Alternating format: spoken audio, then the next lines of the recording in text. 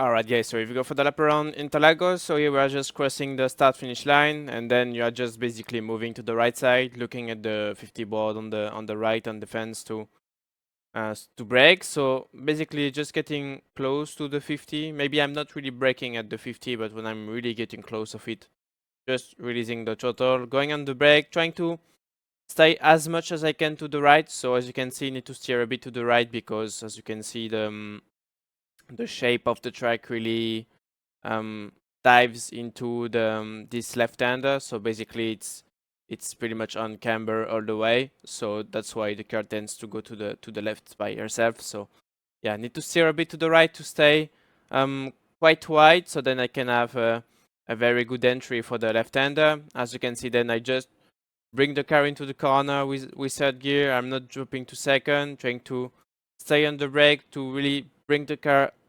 into the corner using all of the curb, and then as you can see, just before reaching the apex, then going early on power to make sure I can get the rotation out of the throttle. So as you can see, I'm not cutting onto the grass. I'm just staying all the way on the curb. As you can see, maybe I'm just going over the grass, but my rear wheels never really go on the grass. So I'm never losing traction actually.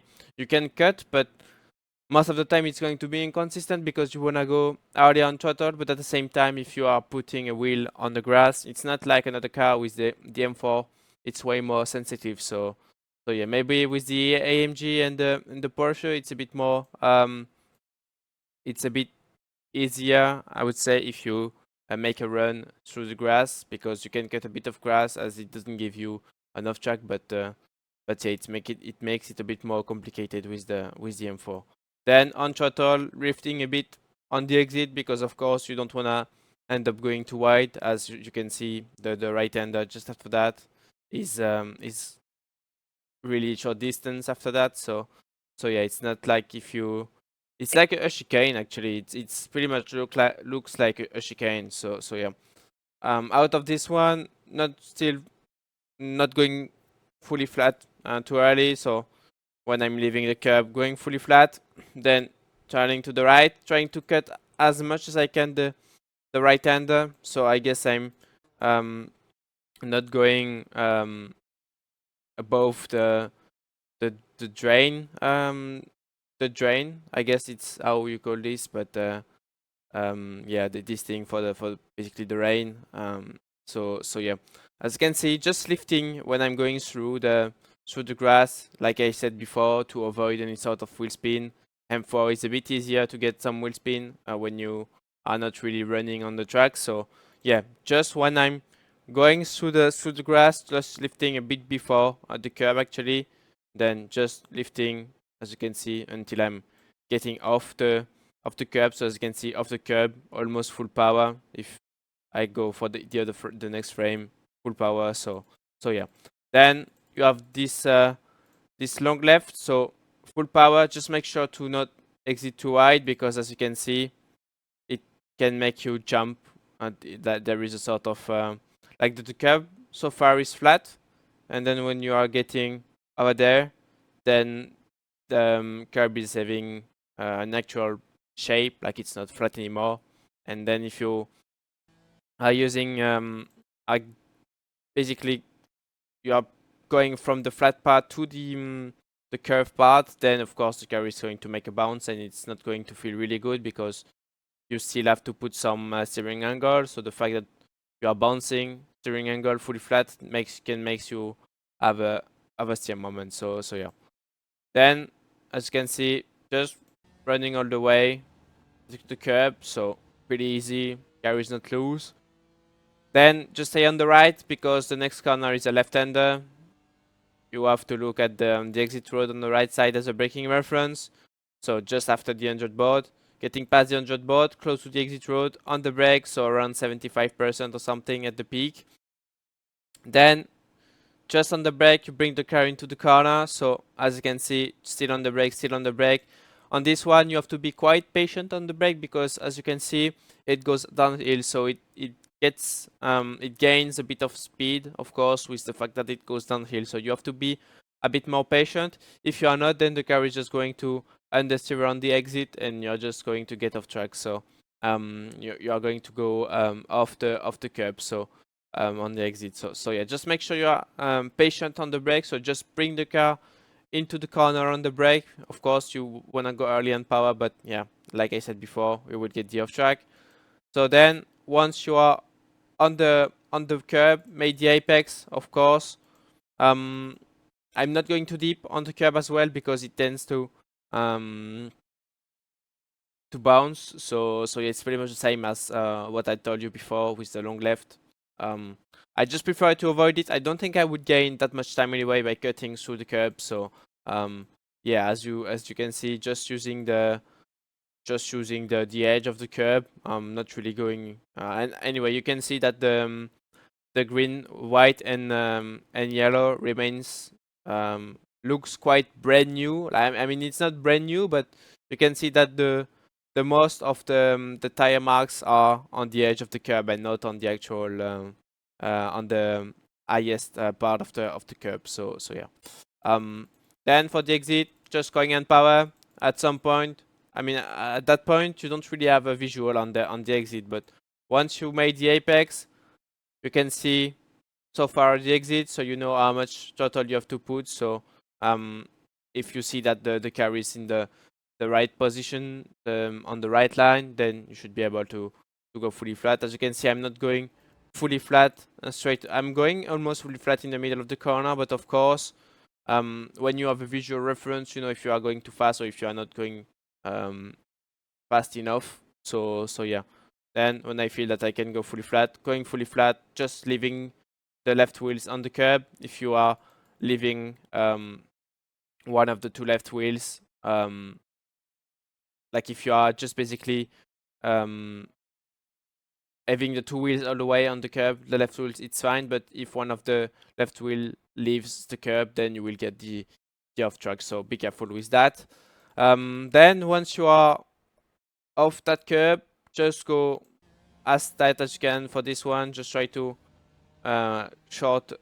basically run the short distance. Then on the left, getting ready for this long right-hander. So basically when I'm getting close of the tire marks, you can see them right there. Like there is maybe a 5 meter distance between these when you see that the track is getting wider. and the beginning of the tire mark. So you have maybe have a good 5 meters. So basically I would draw maybe a line right there, which basically um, makes the beginning of the tire mark. So when I'm getting close of this, as you can see, going on the brake, releasing the throttle, going on the brake.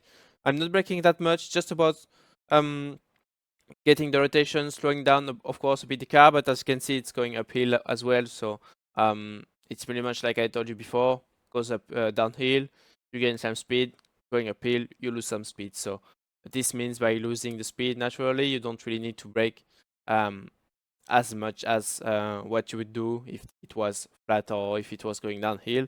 So as you can see on the brake, trying to bring the car on the first curb. So still on the brake. And then once you are leaving the first curb, then you are just going on throttle to find the rotation out of the throttle. And like I told you before, going uphill, so you need to gain back some speed. Otherwise, if you keep braking, you are going to lose a lot of momentum. And that's not what you want, of course. And at the same time, if you are braking, you are not going to get the best rotation, of course, because it's not going to be as efficient as what throttle could bring to the car and to the driving. So yeah, as you can see, not going fully flat, just trying to aim for the second curve of the corner. You wanna ride through this one. So yeah, need to make sure you manage the throttle. So if you feel that you are going a bit wide, you will need, of course, to raise the throttle a bit more. If you feel that you are getting a bit too early on the inside, maybe just push the throttle a bit more, so then it push you a bit wider, I guess. But yeah, going too early on the inside should not really happen anyway. So you have more chance to end up going wide than going too early on the inside. So yeah, as you can see, then once I'm getting really close of the exit, really facing the curb, then I'm going a bit heavier on the throttle. Then on the exit, really aiming for the curbs on the left. So as you can see, you can go quite wide. Need to leave at least the right wheels on this curb. Maybe leave it just in the middle of this I would call, I don't know how to call this really, because it's flat, but yeah, we'd call this a curb.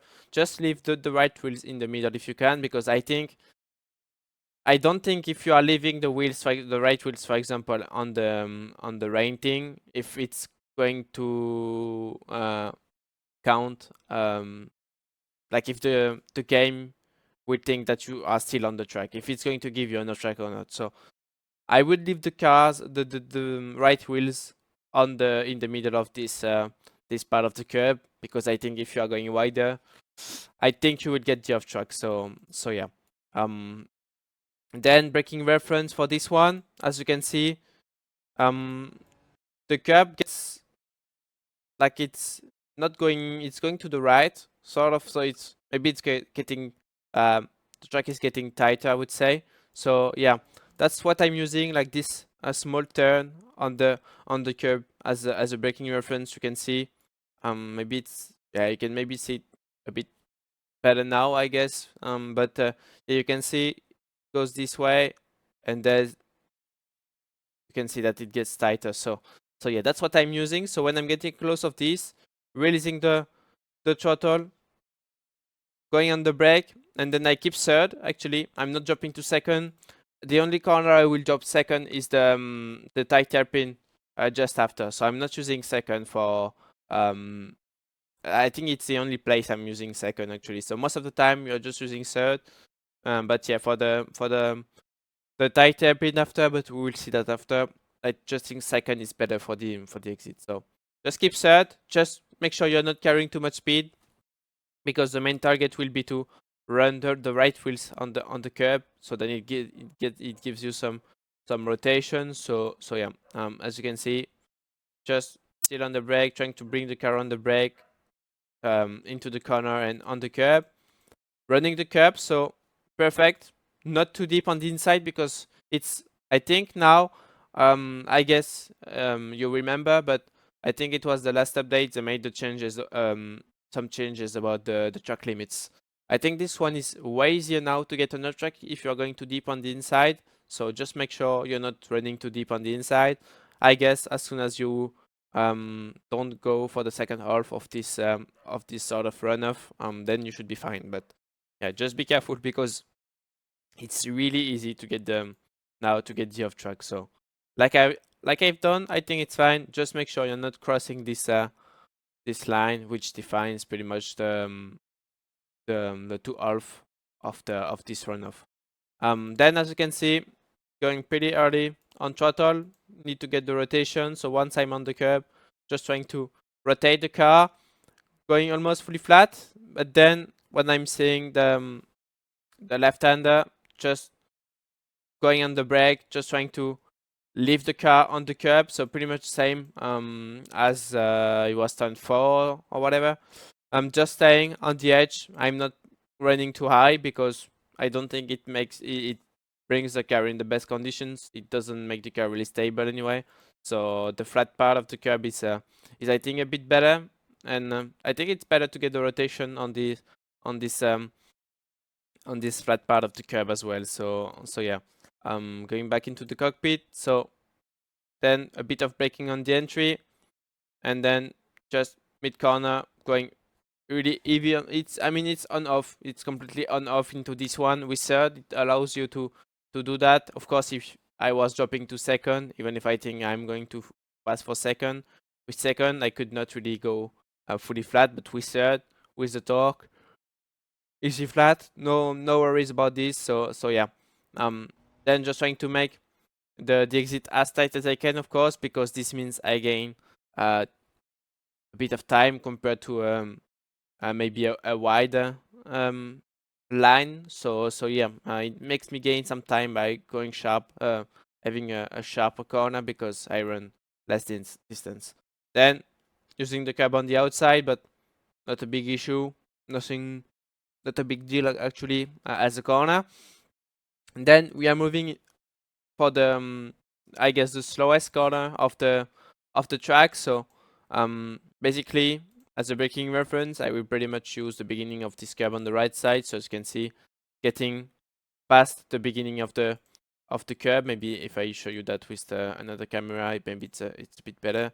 But as you can see, beginning of the curve, if you draw a line, which basically go from the right to the left side of the track, going across the track, I would pretty much brake close to the line I could draw. So yeah, beginning of the curb, going on the brake, just trying to go a bit wide, not trying to go straight away for the apex. So as you can see, just going a bit wider, not too wide actually, because I at the end of the day, I think if you are going too wide, you just run more distance, so you lose time. So it's not necessary to go really wide if at the end the time you're gaining on this exit is less bigger than what you've lost on the entry. So yeah, not going too wide, then just keep going on the brake, just releasing the brake when I'm getting the car into the corner.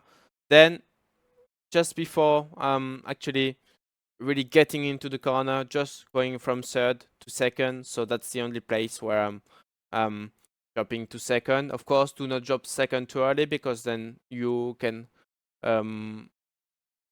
get the rear a bit unstable. So yeah, as you can see, early on power even before I'm getting on the curb. So then I can make sure I'm getting the best out of the rotation. Just trying to not end up going too wide. I guess as soon as you leave the left wheels on the curb, it's fine. But yeah, if you put the whole car on the curb and the runoff, then I guess it's a bit too wide. So yeah. Then going back into the cockpit. So for the left-hander, this long left, nothing to worry about. It's fully flat. Just make sure you're not putting, of course, too much steering angle because then you can make the car a bit unstable. But yeah, it's fully flat, so no worries about it. And then we are approaching, I think, the most different part this season. Of course, before you could run all of the runoff on the entry, but now basically it's not possible anymore because you are getting an off track if you are going on this part of the track on the runoff. So from now you have to stay on the actual track. Of course, I think you can just bring the middle of the car. Like as soon as you as you can see, if you keep the white line in the middle of the car, you are fine. But if you are going more than that, then you will get the off track. I think it was I was on the actual limit actually, because I think I'm a bit more than the middle of the car. So yeah, just make sure you keep the middle of the car on the white line in the middle of the car, and then you should be fine. As a braking reference, I don't really have any braking reference. I just use these as a reference. So as you can see, the runoff gets closer to the white line. So when I'm getting close of this, I'm just going on the brake. So as you can see, I'm using this. This is the starting point where the runoff, this part, is going closer to the white line. So this is what I'm using. I know that this is a really tricky reference to see. To be fair, I don't really have any other reference into this corner, but yeah, that's the only thing really I can give you, because then you don't have any board on the right side. On the left, it's just grass, so you have nothing to see. So yeah, this is the only thing I really have to show you as a reference for this one. So getting close of this, then on the brake, just trying to not brake too much, and at the same time, as you can see, it's going uphill, so it does help you a little bit. So I think the peak will be around 75, maybe a bit less. Yeah, 77. Then just bringing the car into the corner. So staying with third on the brake, staying on the brake, and then just before reaching the curb, going on throttle, trying to make sure I can cut a decent amount of curbing on the inside. So as you can see, yeah, getting a good amount of curb, using all of the curbing without cutting, of course, the inside. And then main target is to make sure you end up not going too wide on the exit, because it's not like before where you could run the whole runoff with the car. Now it feels slower if you do that. I mean, I tried with TCR, with GT4 it's the same. So yeah, I would not go wider than the curb, because then if you end up going on the runoff, for me now it's just slower compared to before. So yeah, then yeah, nothing to really worry about on the exit, I guess. Just once again, just make sure you're not going too wide. But as you can see, that the line was pretty good on the inside, on the apex. So then I could just go flat out on the exit, use the curb, and then nothing to worry about. It's fully flat. Just try to run the very left side to just shorten the distance. Do the same. Use the pit entry. Of course, you don't get a penalty, so it's completely fine to do that. Get really close of the guide rail on the left. Same for the tire wall, which protects you from the pit wall, and then you are just crossing the line for the lap around Interlagos.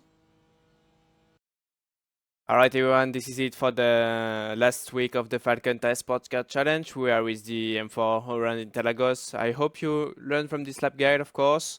And yeah, don't forget to like and subscribe to the Coach Dev Academy channel, and join the Discord server if you have any questions about all the work we can do. And yeah, from now, see you next season. Bye bye.